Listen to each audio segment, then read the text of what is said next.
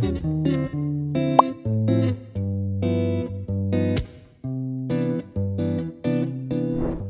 Mutualizan dan halo juga Ali di Jogja. Halo, Zaki. Apa kabar? Apa kabar? Bareng kita nanya. Berarti itu udah penanda. Ada dua kemungkinan. Sama-sama kabar baik atau sama-sama nggak punya kabar baik. Jadi kita, Iya, aku aja yang nanya deh. Aku aja yang nanya. kabarnya itu aja. Ini pertanyaan basa-basi jangan-jangan. Iya ya. Mutualizan juga bosen ditanyain apa kabar. Tapi yang penting, alhamdulillah kita berdua sehat ya Lia. Sehat. Sehat. Hari ini bisa menyapa Mutualizan semua dimanapun Mutualizan mendengarkan melalui uh, podcast Spotify kami maupun menonton Uang Mutualiza di kanal YouTube kami. Ketemu lagi di obrolan kota dan keseharian kali ini dan sudah disebut sedikit ya dibocorin dikit di episode Dibocorin kemarin dikit. tentang alun-alun. Kita akan ngomongin lanjutan yang kemarin bikin belibet tuh. Apa tuh kemarin? Estetisasi. Nah, sekarang udah latihan berminggu-minggu akhirnya bisa. Iya, Estetisasi. Atau bahasa mudahnya kalau kita boleh permudah dengan sok-sok bergaya, bahasa episode kali ini judulnya Bergaya di Panggung Kota. Celah. Oke, berarti kota itu panggung ya? Kita tengok nih. Kota itu panggung secara umum atau di dalam kota ada banyak panggung-panggung kecil. Ada panggung-panggung kecil. Nah, tapi panggung sendiri tuh biasanya gimana sih nih? Panggung untuk mendapatkan gambaran panggung. Kalau saya Panggung sih, itu kan iya. Teringatnya di panggung dangdut di desa-desa itu ya? ya nggak apa-apa. Kita mulai dari situ. Waktu kecil kan saya suka nonton dangdut, orkes Melayu. Jadi ada dua orkes Melayu di desaku, desa saya. Itu bersaing biasanya. Nah, anak-anak kecil itu yang dilihat tidak hanya panggungnya sebenarnya, tapi dari bawah panggung kan. Nah, ini juga karakter panggung. Panggung itu kan berarti sesuai namanya, dia selalu lebih tinggi kan dari publik yang menonton. Anak-anak kecil seperti saya waktu itu akhirnya di bawah akhirnya kan, bukan karena maksud apapun, karena memang nggak bisa menjangkau panggung yang sebelah atas. Boleh kok ngaku sekarang setelah sekian puluh tahun, boleh kok. Astagfirullah. Nah, tapi berangkat dari pengalaman nonton panggung dangdut di desa-desa tadi, kan kita mau kasih gambaran dulu. Panggung sendiri itu secara visual, nah kalau kita pakai bahasa visual, itu kan selalu sesuatu yang lebih tinggi dari sekelilingnya. Lebih tinggi karena dalam semangat, kadang sih lebih tinggi, kadang sejajar, atau bagaimana. Tapi nuansanya adalah dia lebih spesial di ruang tersebut karena ada interaksi menonton dan ditonton, ya kan? Menjadi pusat pasti perhatian ada ya. Menonton dan ditonton. Waktu di panggung dangdut tadi kan pusat perhatiannya bukan dirimu kan, anak-anak kecil yang menonton tadi, tapi yang dirimu tonton dari bawah tadi kan. Itu drummernya. Oh, drummernya. Nah, aku belum selesai. Apakah pusat perhatian itu siapa atau apa itu soal lain ya. Iya, betul. Nah, tapi gitulah. Dimanapun yang kita sebut sebagai panggung, itu kan selalu pusat perhatian tadi kata Mulia ya. Pusat perhatian lebih khusus dan semua perhatian di sekelilingnya kita sebut sebagai penonton atau audiens itu memusat ke sana. Nah, kalau kita hari ini ngajak Mutualizan untuk ngobrolin tentang bergaya di panggung kota, ada dua makna sebenarnya ya.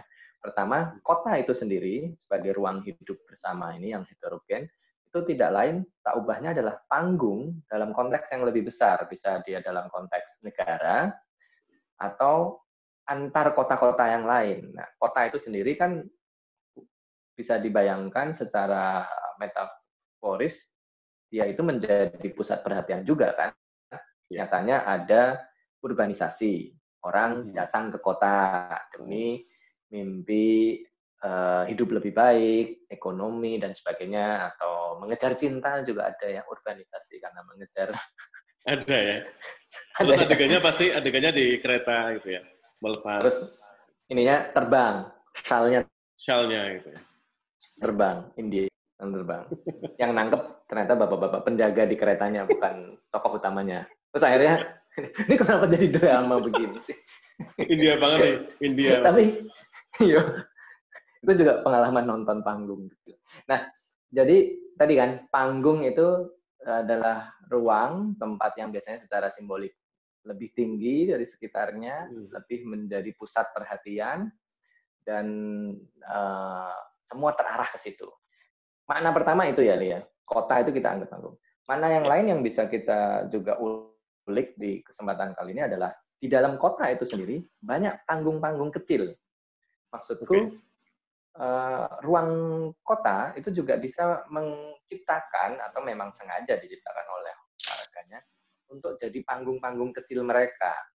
Contoh konkretnya gini, secara fisik tentu saja ada pelembagaan yang namanya ruang pamer, atau kota-kota besar di dunia selalu punya opera house, terutama yang punya tradisi teater ya.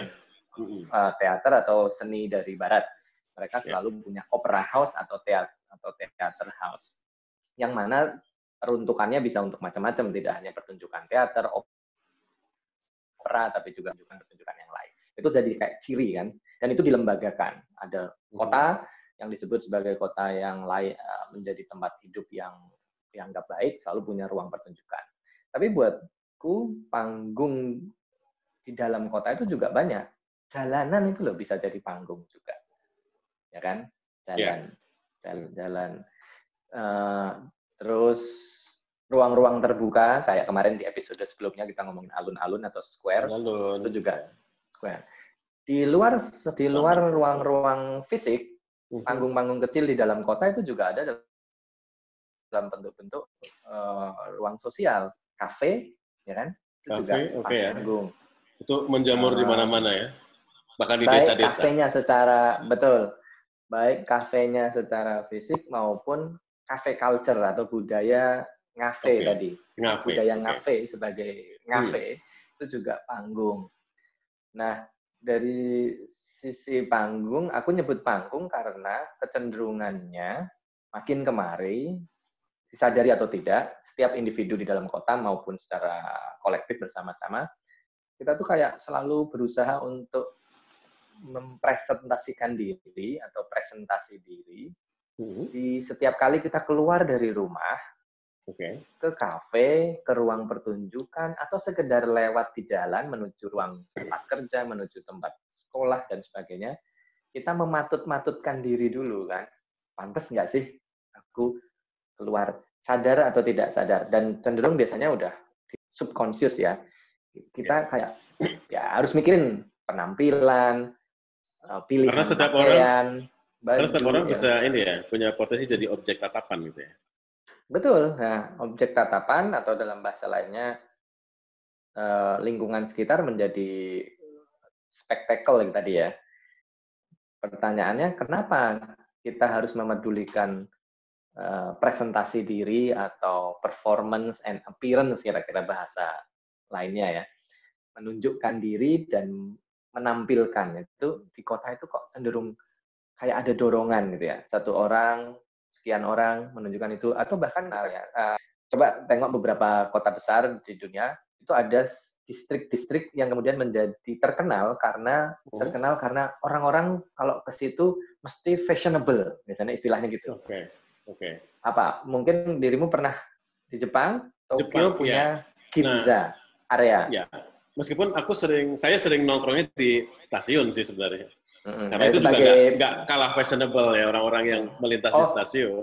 Dalam konteks Jepang ya, di samping memang ada beberapa distrik, ada beberapa spot yang memang sangat identik dengan area yang setiap orang ingin mematut diri, kayak di Harajuku misalnya ya, itu kan banyak orang. Tapi di tempat-tempat publik pada umumnya juga fashionable ya menurut saya. Jadi orang-orang Jepang ya, cowok, cewek, anak kecil, orang tua, itu menurut saya cukup fashionable ya. Dan menurut Ali, mereka tidak bekerja di dunia fashion kan? Menduga-duga lah. Macam-macam kan artinya? Macam-macam. Siapapun itu. Artinya mereka tampak bagi Ali, bagi Muli, tampak fashionable, bukan semata-mata karena mereka memang bekerja di dunia itu kan. Tapi sebelumnya aku juga ingin tanya, sekarang dari sisimu sendiri, waktu ada di ruang itu, dan melihat orang-orang yang tampak cukup mematutkan diri dan tampil fashionable, dirimu merasa kayak terintimidasi nggak? Atau kayak ada dorongan, oh aku harus juga ngikutin lingkungan nih, cukup fashionable juga, atau gimana? Ya, pada dasarnya saya fashionable ya. Iya dong. Jadi saya merasa itu duniaku.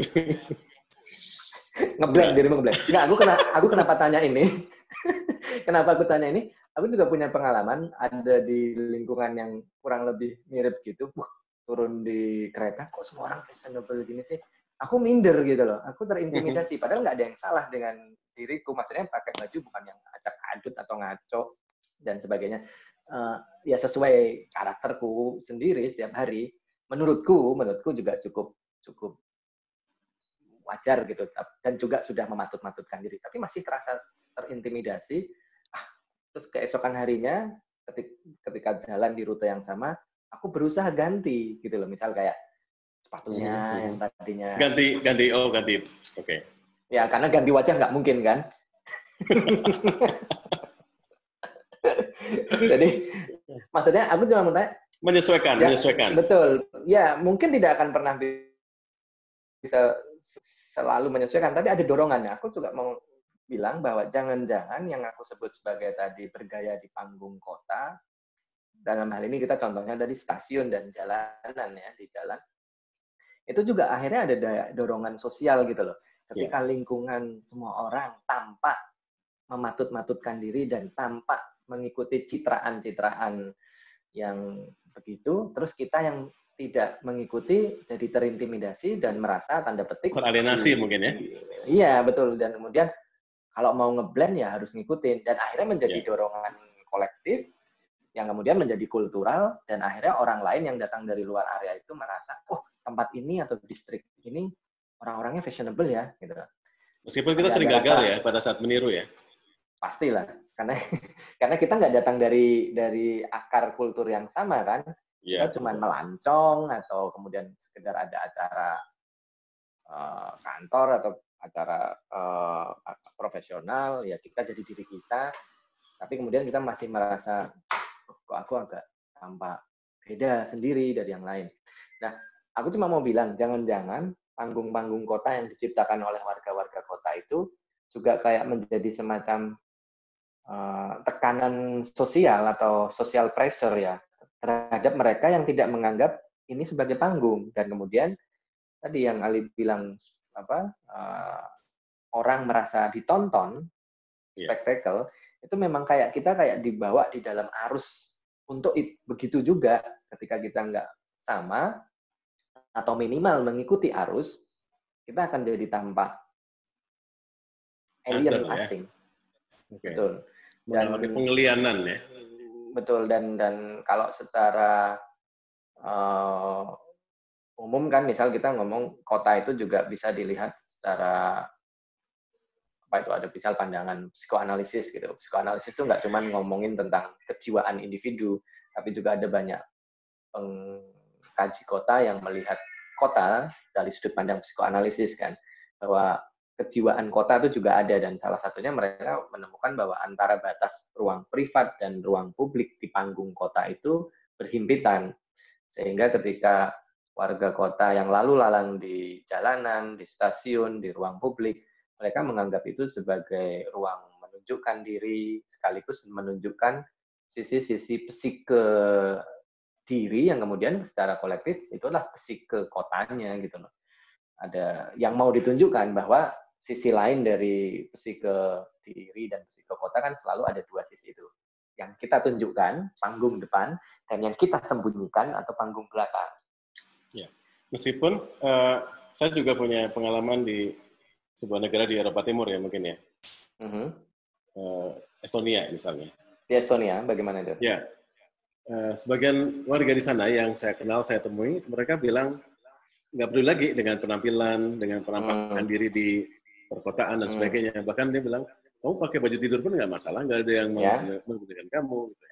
Jadi menjadi kontras yang berbeda ya. Pemaknaan pada panggungnya mungkin berbeda ya, Zaki ya. Atau apa penjelasan dari ini? Tapi buatmu yang datang dari luar, rasa cuek yang diamini oleh kolektif tadi menjadi gaya itu sendiri kan? Iya juga ya. Iya kan? Nah, Iya. aku pernah Meskipun punya meskipun meskipun pengalaman, meskipun aku nggak berani menirunya sih. karena baju tidurmu ya ampun deh, duileh, Bolong-bolong. terlalu terlalu duileh dan bentuknya juga singlet. Nggak, aku pernah nemuin juga di Stockholm, di ibu kota Swedia, itu kayak sampai ada kayak pemahaman, kan dia bentuknya kotanya berdistrik-distrik dan ada pulau-pulau gitu ya.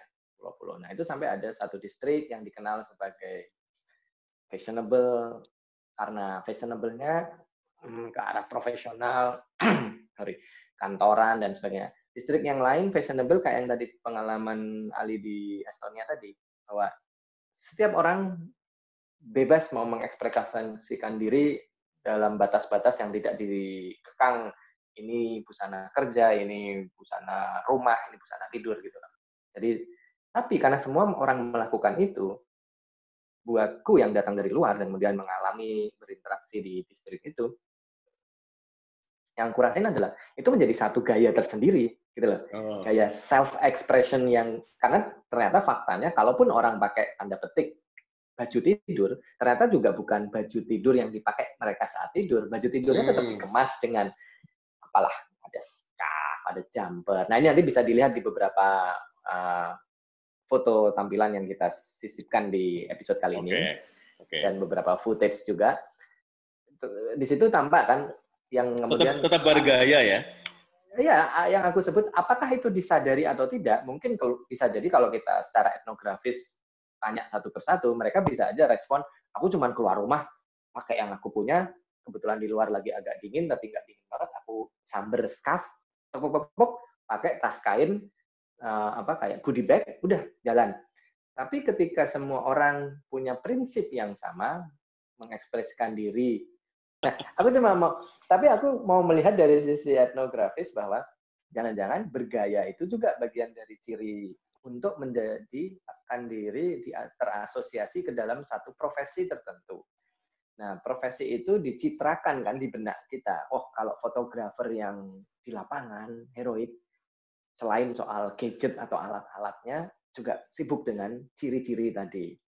Lupa bahwa apakah ciri itu diperlukan atau bahkan profesi ini sebenarnya memerlukan ciri itu atau tidak, mungkin relevan apa enggak masih dipertanyakan kan.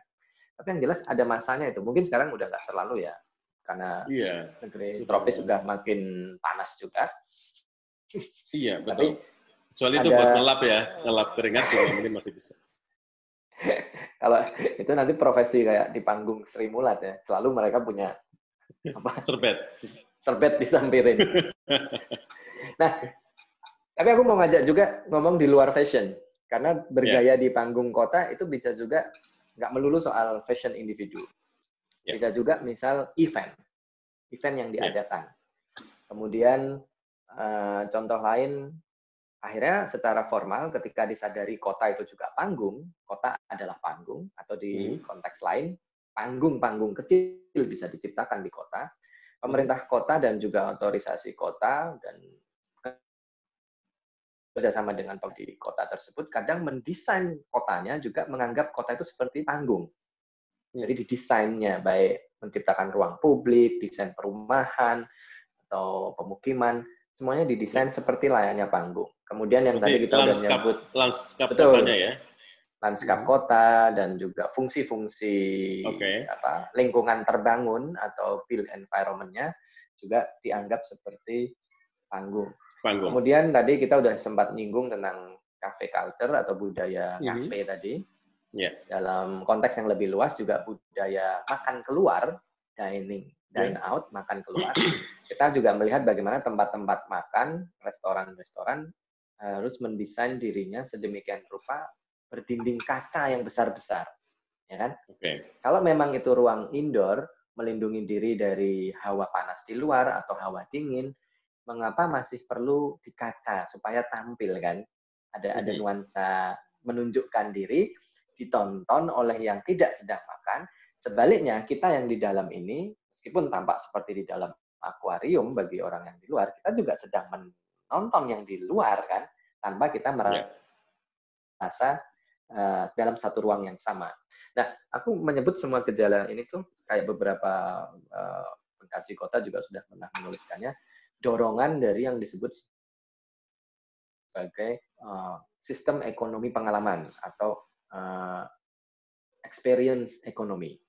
Bagaimana sensasi, bahwa ya dulu kan orang bertransaksi atau melakukan kegiatan-kegiatan sosial yang punya fungsi ekonomis selalu berbasis fungsi. Makan ke restoran karena perut perlu diisi, tapi malas masak di rumah atau justru malah terlalu berbiaya mahal untuk orang yang tinggal sendiri. Terus makan di luar untuk mendapatkan, mereka mau menyediakan makanan yang kita perlukan, kita bayar, selesai. Tapi ketika ada dorongan tadi, experience ekonomi, orang ternyata juga mau datang, mau menuju ke satu tempat, mau berinteraksi dengan yang lain, dan ada fungsi ekonomisnya, karena ingin membeli dan membeli pengalaman, tidak hanya membeli fungsi. Pengalaman Ali tadi di nongkrong di stasiun-stasiun di Jepang dan melihat orang berdandan sedemikian rupa, di luar masing-masing individu dan masyarakatnya punya alasan tertentu ya, apakah itu etiket busana kerja, etiket busana sekolah, tapi juga ada pengalaman kan, buat Ali yang datang di kota baru tadi kan, di kota yang baru buat Ali, itu menjadi pengalaman juga kan, yang kemudian akhirnya punya kesan gitu kan, punya citraan-citraan tadi jadi bikin kita punya kesan. Buatku yang tadi datang ke Stockholm, berinteraksi di sana dengan tidak lagi soal fungsi ngapain saya ada di kota itu, akhirnya aku juga seru juga nih, biasanya ekspresinya gitu kan, seru juga nih distrik ini, seru juga nih kota ini. Banyak event, banyak landmark-landmark kota yang menarik, yang itu memang didesain untuk dialami, bukan hanya fungsinya, apakah fungsi monumen, atau fungsi museum, fungsi ruang ekonomis, tapi juga pengalaman. Nah, sampai sini aku kadang bertanya-tanya juga, sebenarnya bergaya rupa di panggung-panggung kota seperti ini itu untuk siapa sih? Gitu loh. Setiap individu maupun warga kota dan kotanya sendiri secara kolektif harus apa tadi istilah yang bikin belibet tadi, mengestetisasikan. Nah, dapat tuh. sekali jadi harus mengestetisasi dan mencantik-cantikkan diri atau mematut diri, bersolek ya. Ya, bahasa temannya estetisasi tadi beautification, mematut-matutkan diri, bersolek diri itu untuk siapa? Nah, kadang aku suka bertanya, Li, ngapain sih kota-kota itu harus mengelola dirinya, memanggung-manggungkan dirinya, sehingga warganya juga harus ikut-ikutan dalam gelombang arus mematut-matutkan diri itu, demi siapa? Apakah untuk kotanya sendiri, untuk warganya sendiri, atau hanya untuk mengundang orang lain untuk datang ke kotanya, karena tadi magnet tadi kan, daya tarik, betul. Atau sebenarnya untuk dua-duanya juga, atau sebenarnya itu hanya akhirnya demi presentasi saja, demi presentasi diri, istilah lainnya for the sake of performance and appearance itself. Menurutmu gimana, Li? Ya, kalau menurutku, karena kesadaran mereka bahwa kota adalah sebuah panggung, jadi mereka punya sebuah kesadaran bahwa itu panggung pertama ya. Sehingga siapapun yang hadir dalam sebuah panggung berarti performer kan. Ya. Berarti dia penampil. Nah, sebagai seorang penampil, dia harus selalu merebut perhatian siapapun. Harus menjadi magnet. Nah, kehadiran, jadi satu saya kira eksistensi ya. Ketika setiap orang lahir atau hadir sebagai penampil, maka setiap orang saling bertarung untuk berebut perhatian. Membangun eksistensi. Makanya tadi ketika kita ingin survive di sebuah tempat dengan orang bergaya seperti itu sebagai sebuah kewajaran atau habitus apapun istilahnya, kita harus adaptasi kan, harus adaptable dengan situasi itu. Makanya tadi Zaki memakai busana ala mereka ya, meskipun kadang-kadang mengalami banyak ini sih ya, kefatalan tertentu dalam fashion. Tapi itu bagian ikhtiar untuk melakukan adaptasi. Yang selanjutnya menurut saya adalah distingsi ya. Seperti orang yang makan tadi di budaya ngafe misalnya. Orang tidak lagi misalnya makan tidak sebagai peristiwa makan, memasukkan sesuatu ke dalam perut kita dan untuk bisa bertahan hidup. Tapi kemudian juga gaya kan, soal simbolik. Gaya hidup. Sehingga bahkan untuk menunjukkan kelas tertentu, bisa saja ya. Ya. Jadi kalau disebut bahwa semua itu kita anggap sebagai aktivitas konsumsi, kita juga tidak hanya mengkonsumsi produk atau objek yang sedang kita cari, tapi kita juga mengkonsumsi simbol. Betul. Mengkonsumsi simbol itu. Dan sekarang saya kira sudah sangat tidak sebuah objek material itu kan tidak selamanya kita konsumsi sebagai nilai guna, nilai tukarnya misalnya, tapi juga nilai simboliknya kan. Apapun gitu. Ya. Benar banget sih. Ya. Tapi itu bahaya atau baik-baik aja? Ada hal-hal yang harus diwaspadai dari model-model mengonsumsi simbol-simbol lewat bergaya di panggung kota begini, atau ada hal-hal yang perlu kita waspadai? Kalau itu muncul, mungkin ya, kalau itu sudah mulai muncul othering, alienasi pada kelompok lain, mungkin itu sudah berbahaya sih.